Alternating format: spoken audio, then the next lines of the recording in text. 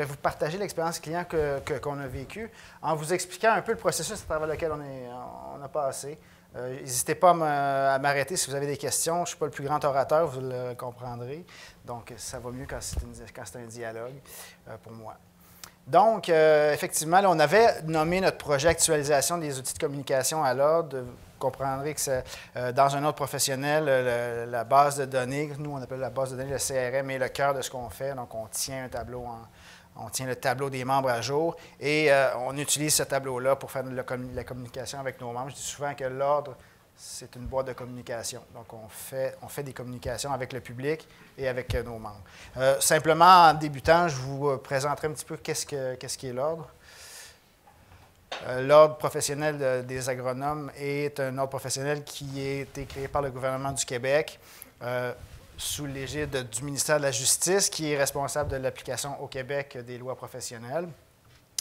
Et le ministère de la Justice est responsable de la gestion, effectivement, de l'Office des professions, qui est l'organisation qui chapeaute tous les ordres professionnels du Québec. 46 ordres, dont 54 professions. Je ne sais pas si c'est encore 54, je pense que c'est 56, il y a une couple de nouvelles qui viennent de se rajouter. Donc, vous comprenez qu'il y a certains ordres qui ont 2 professions, un peu comme c'est le cas en Ontario. Ce n'est pas notre cas, nous, on a seulement les agronomes. Nous veillons donc au respect puis des dispositions législatives, donc au respect des règles par nos membres. Donc, on vérifie la pratique des agronomes. On contrôle l'accès à l'exercice, c'est-à-dire on donne le permis de porter le titre d'agronome et de pratiquer l'agronomie. Et on surveille par la suite les activités de nos membres. Globalement, c'est ce qu'on fait. L'Ordre des agronomes comporte 3021 membres. Ça, c'est les dernières statistiques de cette semaine. 284 membres qui sont des candidats à la profession, donc des étudiants dont on fait la gestion par notre CRM. En agronomie, pour votre gouverne, il y a plusieurs secteurs d'activité. Agroalimentaire général, génie rural, gestion et financement, production animale, production végétale, sciences et technologies des aliments, sol et environnement. Donc, on voit l'agronomie souvent comme étant strictement la science des plantes, mais c'est beaucoup plus large que ça. Il y a des professionnels qui travaillent dans plusieurs secteurs d'activité tout au long de la chaîne de l'agroalimentaire.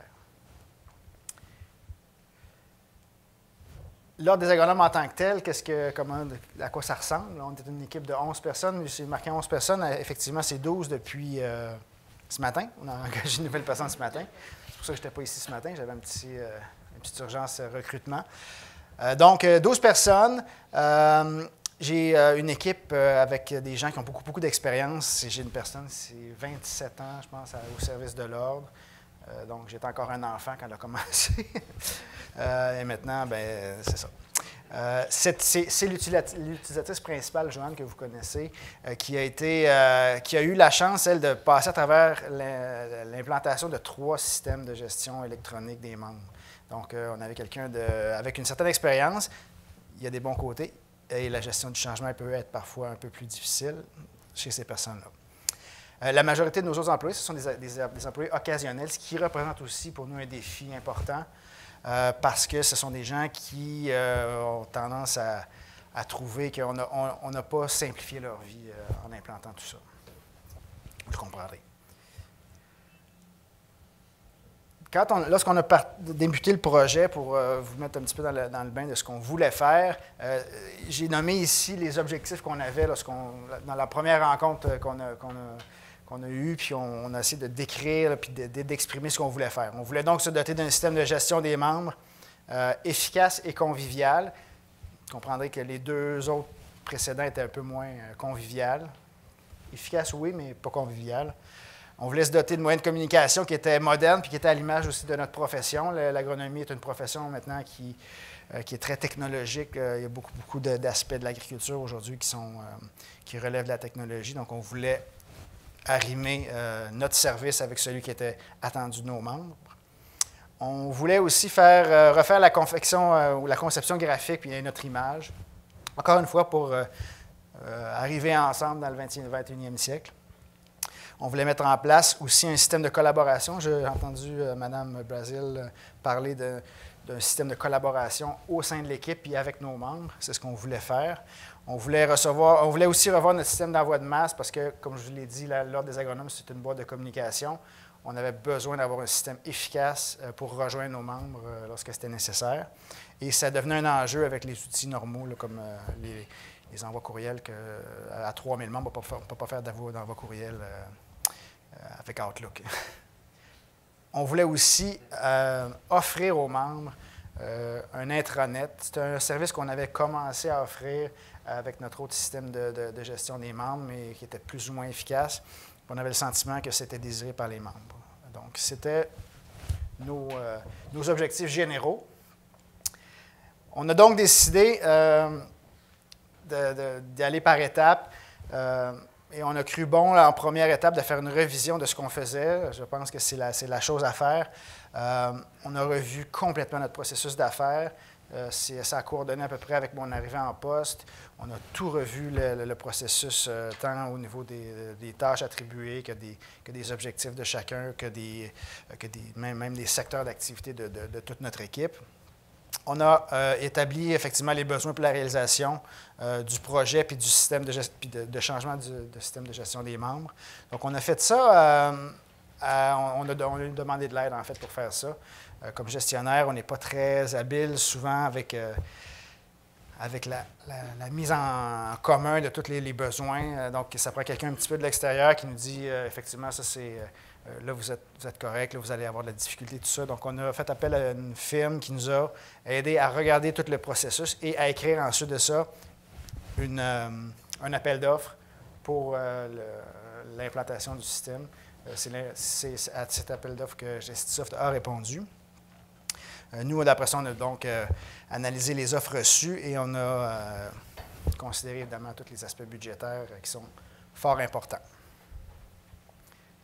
Je vous dirais que l'appel d'offres de base a été notre document de travail tout au long de l'implantation. C'est un document qui nous a suivis et qui a été effectivement fort important et fort utile pour nous.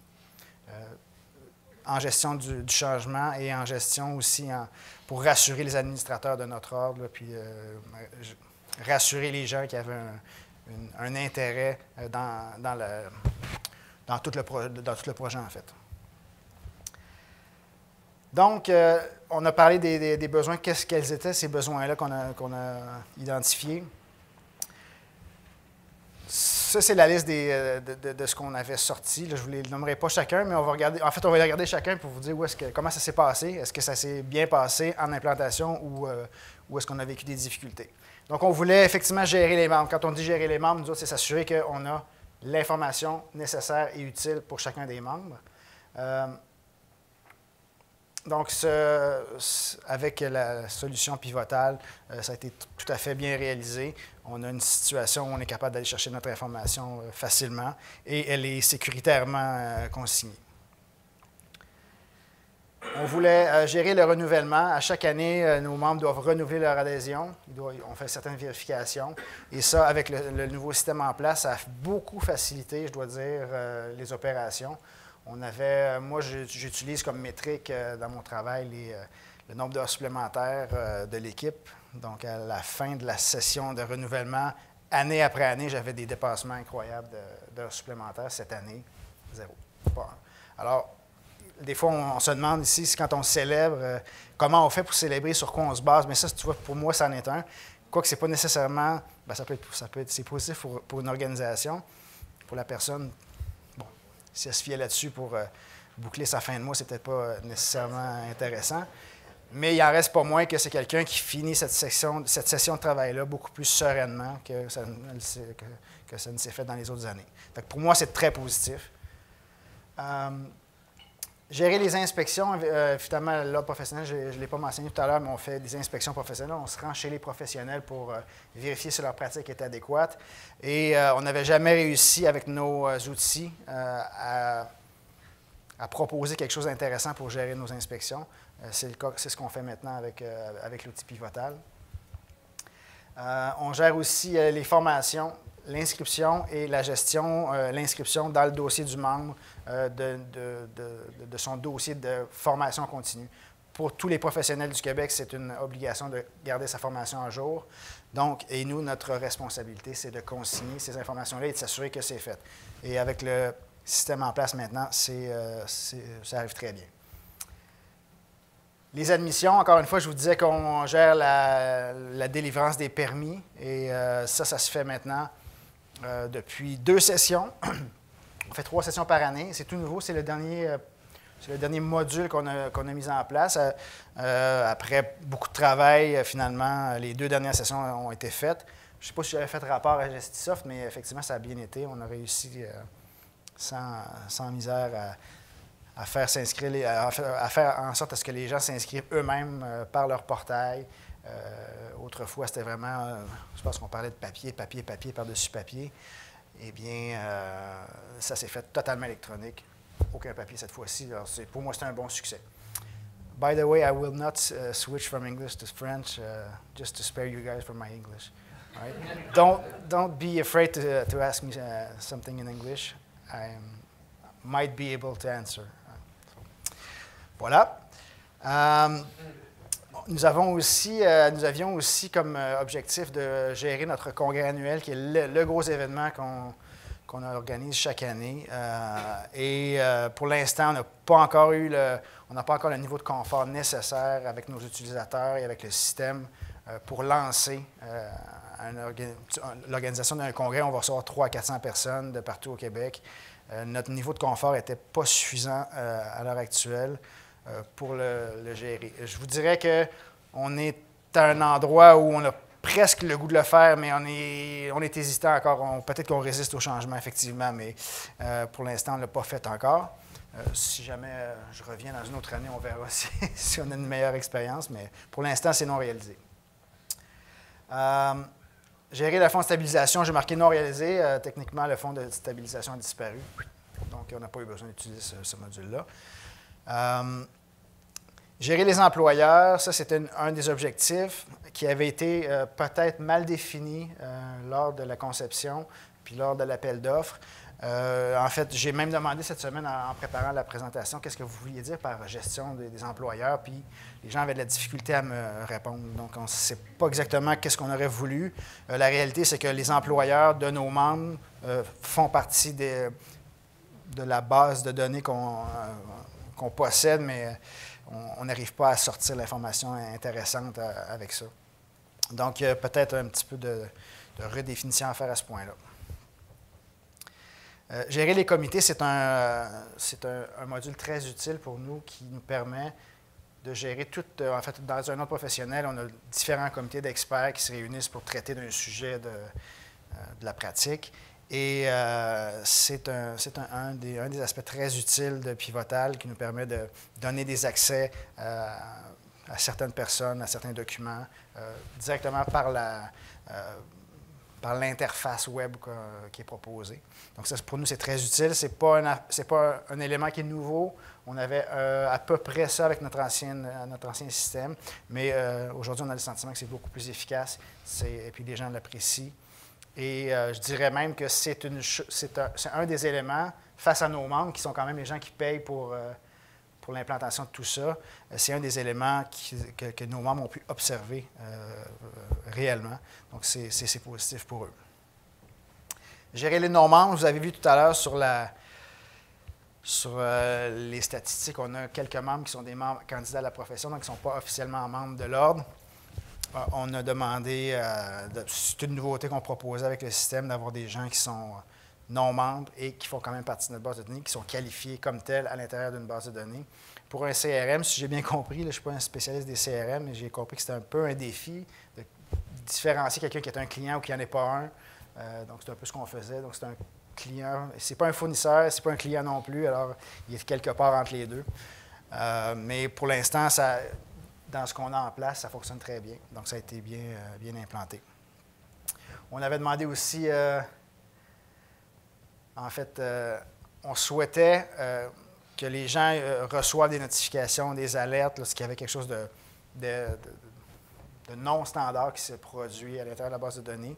On m'assure que ça se fait, puis qu'il y a certains qui l'utilisent, d'autres qui ne l'utilisent pas. C'est pour ça qu'on a écrit qu'il fallait former les gens. Puis vous allez voir dans le reste de ma présentation que la formation va devenir le nœud du problème. En fait, et le nœud du problème en ce moment, ça va faire l'objet des prochaines étapes très clairement pour moi.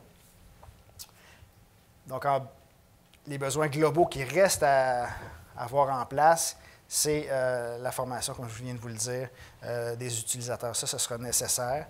Et on a le sentiment, puis vous allez le voir aussi dans ma conclusion, le CRM tel qu'il est implanté chez nous donne le sentiment d'avoir une Ferrari puis d'aller au dépanneur avec. Okay? On a l'impression d'avoir un système très performant et de ne pas savoir le conduire correctement. Donc, la formation, pour nous, là, demeure en fait très, très importante puis est souhaitée. Si on va du côté de je vous ai parlé tantôt de l'outil d'envoi de masse, d'envoi d'email de masse. Pour nous, ça, c'est un outil qui s'est bien implanté. Possiblement, oui, le système est performant, mais les gens qui ont été formés ont été bien formés. Les gens ont adhéré au changement. Techniquement, c'est une personne qui a commencé son emploi en même temps que l'implantation, donc il n'y a pas eu beaucoup de changements à gérer là. Mais c'est un modèle auquel on a adhéré, puis ça fonctionne très bien. Petit problème de détection de pare-feu, là, mais on a travaillé avec les gens chez Gestisoft pour régler tout ça, puis les gens de chez la boîte de communication web aussi. Au niveau de la réalisation d'un site web public, ça faisait aussi partie de nos besoins identifiés. On voulait que tout passe par un seul site web, qu'on n'ait pas à se transférer d'un site à l'autre. Évidemment, ce n'est pas techniquement possible, sauf qu'en organisant le tout de façon transparente, on arrive aujourd'hui à un moment où les gens ne font plus la différence s'ils sont sur le CRM ou s'ils sont sur le site web standard. Donc, les éléments que vous aviez là, qui sont les accès, en fait, c'est les accès pour les membres. Ils sont très bien implantés. Et je vous dirais qu'on a eu des bons commentaires, là, parce qu'à chaque année, on fait des sondages à nos membres pour savoir si le service qu'on leur offre, malgré qu'ils n'ont pas le choix d'être membres, là, on essaie quand même de leur offrir un service intéressant. Les commentaires sont excellents pour l'instant. On espère que ça continue comme ça. Encore une fois, pour le congrès, comme je vous l'ai expliqué tout à l'heure, pourquoi on n'avait pas utilisé encore cet accès-là.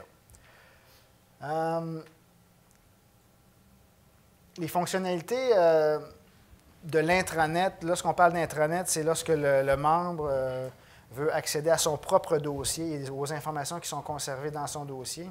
La loi nous oblige effectivement à rendre ça disponible aux membres.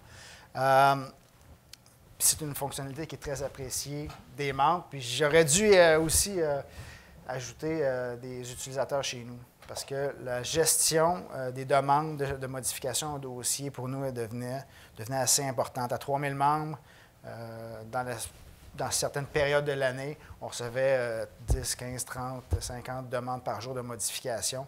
Et on était rendu à 1, 2, 3 personnes pour gérer les appels, tout ça. Aujourd'hui, avec cette fonctionnalité-là, ça va très bien. Le renouvellement en ligne se fait. On reçoit des notifications quand quelqu'un change d'emploi et tout, donc c'est assez efficace. Je vous raconte ça rapidement. D'autres spécifications qu'il y avait dans l'appel d'offres, un peu particulières, entre autres, hébergement au Canada. On voulait... Serge, je vous en ai glissé un mot. On a réussi, en fait, je dis réussi parce que c'était pas gagné. On a réussi à convaincre nos administrateurs qu'il fallait aller adhérer à la solution cloud. Mais là, les administrateurs souhaitaient que ça soit hébergé au Canada. Donc, ça a été fait dans la dernière année, je pense. On a commencé aux États-Unis. Oui, c'est ça. Donc, ça faisait partie des exigences donc, des administrateurs. Puis quand un administrateur veut quelque chose, on s'y plie. Hein? Vous savez ce que c'est. Compatibilité avec beaucoup de furteurs en agronomie. On est dans un milieu où on a des gens qui sont très, très, comme je vous l'ai dit tantôt, qui sont très, très, sont des enthousiastes de la technologie, mais j'ai des gens aussi qui n'aiment pas du tout la technologie, hein, qui sont encore avec leur téléphone à roulette. Donc, il y a des gens qui utilisent encore Netscape là, pour fureter sur Internet. Ça a causé des défis. Ça a causé des défis lorsqu'on disait aux gens, par exemple, rafraîchissez votre... videz vos cookies. Là. Écoute, on leur parlait un langage, on leur parlait en chinois carrément. Donc, pour l'instant, en tout cas, jusqu'à date, ça va très bien. Là. J'ai fait une face avec Netscape, là, mais on a eu des choses presque de ce type-là.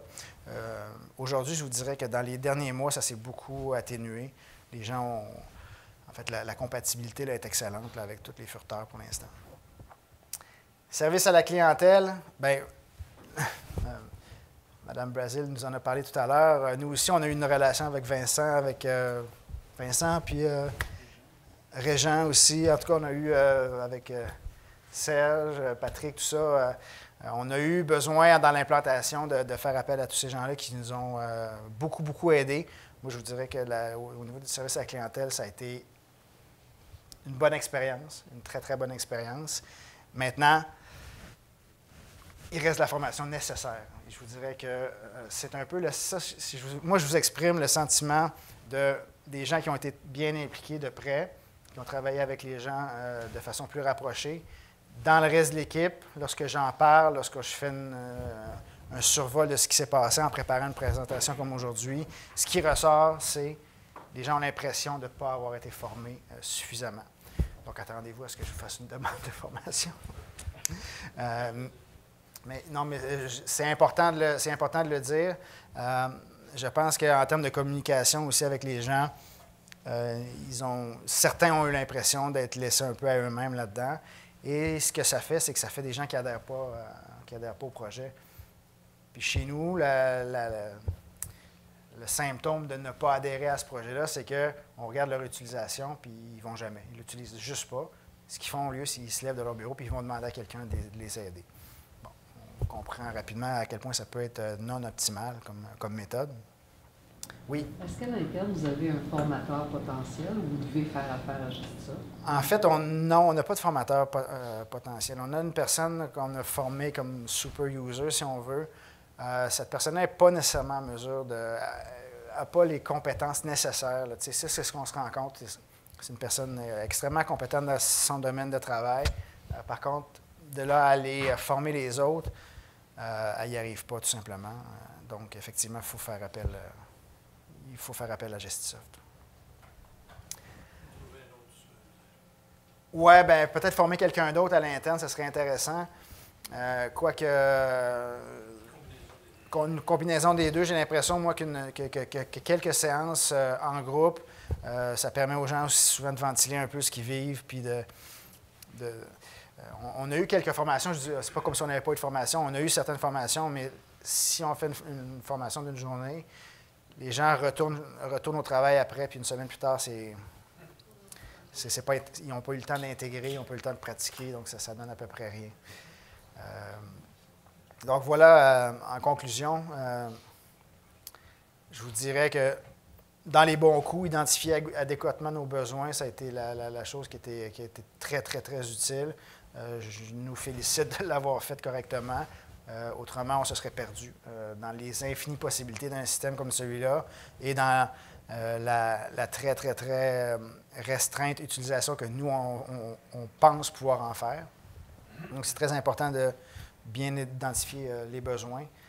Je vous encourage, comme organisation Gestisoft, surtout à accompagner vos clients là-dedans. C'est probablement la clé du succès d'un arrimage entre le fournisseur puis le client. Globalement, je vous dirais qu'on est content d'avoir un système qui est stable et qui est complet. Encore une fois, on a l'impression de l'utiliser à un pourcentage infime, un peu comme on a l'impression d'utiliser Excel à 10 de sa capacité. On a aussi l'impression qu'il permet de conserver les renseignements, certains renseignements spécifiques et variés. Il va rester à trouver la méthode ou la manière d'aller les chercher. On a le sentiment qu'ils sont prêts, qui font partie de notre base de données, l'extraction de ces choses-là, puis j'allais dire, de quelle façon on va cruncher toutes ces informations-là. Ça reste à voir le potentiel. Il nous semble que le potentiel n'est pas tout à fait encore utilisé. C'est ça. Donc, le défi qu'on a identifié, puis ça, je vous donne le résultat d'un rapide sondage dans notre équipe de 12 personnes. Le défi pour les prochains mois, bien, je vous le donne en 1000, c'est de former tous les utilisateurs et à des niveaux différents. Donc, on a les super users qui sont capables de l'utiliser. On a d'autres gens qui sont assis là puis qui regardent ça et qui se disent « il me semble que ça irait bien si j'étais capable ». Mais j'ai juste pas le temps j'ai pas le temps d'apprendre. Ça me tente. Aujourd'hui, ce matin, avec l'information dont j'ai besoin, j'ai pas le temps. C'est jamais le bon moment. Oui. Juste pour rafraîchir ma mémoire, parce que vous l'avez probablement dit au début, le système est implanté depuis combien de temps? Ça fait 2015, c'est ça, oui, 2 ans. 2 ans? Oui. 2 ans, on a eu une assez longue période où on a implanté graduellement chacun des modules un par un. Mais ça fait, on a passé à travers notre milestone, si on veut, c'est les renouvellements de cotisation. Donc, au mois de mars, on a passé à travers le 2e cette année. Là, on s'en va vers le 3e. Là. Oui. De façon générale, les modules, vous avez implanté à 80% vanille, 30% vanille. Bonne question. Je ne saurais pas vous dire. J'aurais l'impression, moi, je dirais 80%. Hein? Ouais. Ce que vous semblez dire, ça semble du 80. Oui. Pour parler tout de même, vous avez été un peu comme elle l'a raconté, elle, à tout refaire. Ben, pas à tout, mais à faire beaucoup. En tout cas, c'est un des objectifs qu'on avait, c'était de ne pas réinventer la roue et d'utiliser une espèce de connaissance déjà présente pour amener un peu de renouveau puis un peu de plus à ce qu'on faisait déjà. Lorsqu'on a envoyé l'appel d'offres, il y a des gens qui nous ont dit, voici, on peut vous faire exactement ce qui est écrit là. De cette façon, vous allez avoir exactement ça. Nous, on se disait, OK, mais est-ce qu'il n'y a pas si un système vanille fait ça, pourquoi ne pas utiliser un système vanille et profiter de choses, on a parlé de workflow, entre autres, qui est un module qu'on n'a pas encore utilisé et qui existe, qu'on a en main. Comment on va réussir à un moment donné à implanter cet outil-là dans nos processus? Ça va venir, là. On n'était pas rendu là encore, on est encore en apprentissage, mais on a l'impression que ça va devenir un avantage pour nous. Puis ça, c'est à mettre de l'avant beaucoup, parce que en tout cas, pour un gestionnaire, c'est un petit peu là que tu vois Écoute, quand on a parlé aux gens de l'équipe cette semaine, puis il faut que j'aille faire une présentation devant les gens chez Gestisoft, qu'est-ce que je leur dis? Ah, mais là, tu sais, ça n'a pas beaucoup changé notre vie, tu sais, ça ne nous a pas beaucoup aidé tant que ça. Alors, tu sais, ça, c'est le sentiment de certaines personnes. Ça ne leur nuit pas, mais ça ne leur aide pas. Alors, pourquoi changer? Mais pourquoi changer? Parce qu'on a des possibilités. Puis là, c'est ce qu'on a mis, c'est ce qu'on essaie de mettre de l'avant. Il y a des possibilités que vous n'utilisez pas encore, puis ça va être important que d'ici peu, ça se concrétise. Donc, c'est ça. C'est à peu près l'expérience qu'on a vécue au cours des 2 dernières années avec Gestisoft, qui, somme toute, a été une bonne expérience pour nous. Encore en vie. Oui, on est encore en vie. Puis j'ai encore un travail. Ils ne m'ont pas mis dehors. Merci.